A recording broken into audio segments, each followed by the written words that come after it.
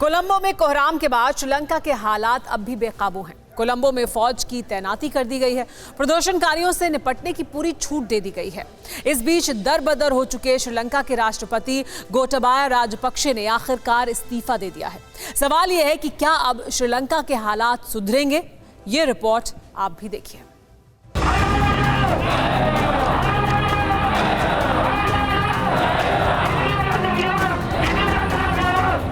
ये जश्न नाकारा हुक्मरानों से आजादी का है। देश को गिरवी रखने वाले नेताओं की परमानेंट विदाई का है। ये जश्न जीत का है।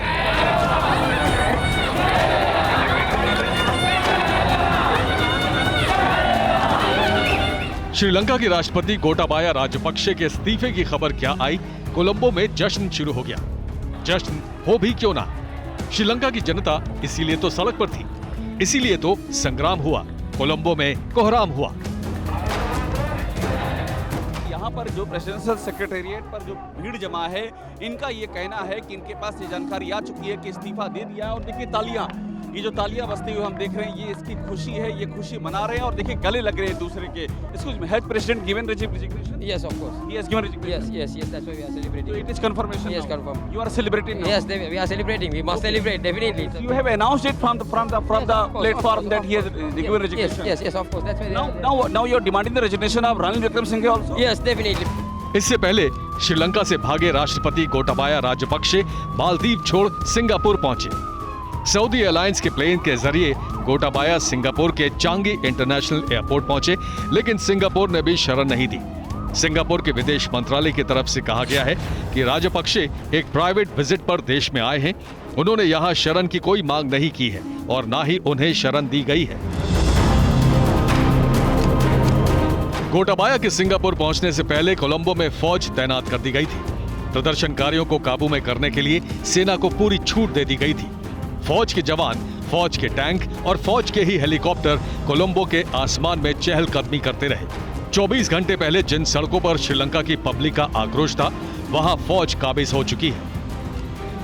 श्रीलंका के प्रधानमंत्री के ऑफिस में गतिविधियां बहुत ही तेज हो चली हैं। देखिए एयरफोर्स का अभी एक बस रुकी है और एयरफोर्स के जवानों का एक नया दस्ता अभी यहां पर पहुंचा हुआ है। ये एकदम सामने की तस्वीरें हम आपको दिखा रहे हैं। ये देखिए एयरफोर्स के जवान पूरा अंदर जाते हुए दिखाई पड़ रहे हैं।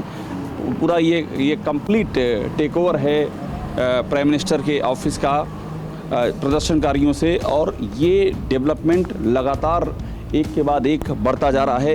अभी एयरफोर्स की, इसके पहले हमने देखा था कि एयरफोर्स के कुछ जवान भीतर गए थे, लेकिन अब तो एक भारी संख्या में और यहाँ इनको डिप्लॉय कर दिया गया है।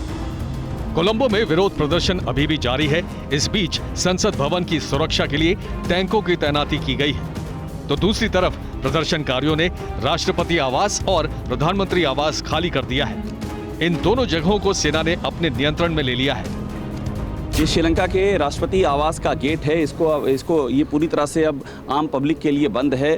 यहाँ पर सिर्फ हमको देखिए श्रीलंका की जो सुरक्षा बल हैं वो यहाँ पर दिखाई पड़ रहे हैं।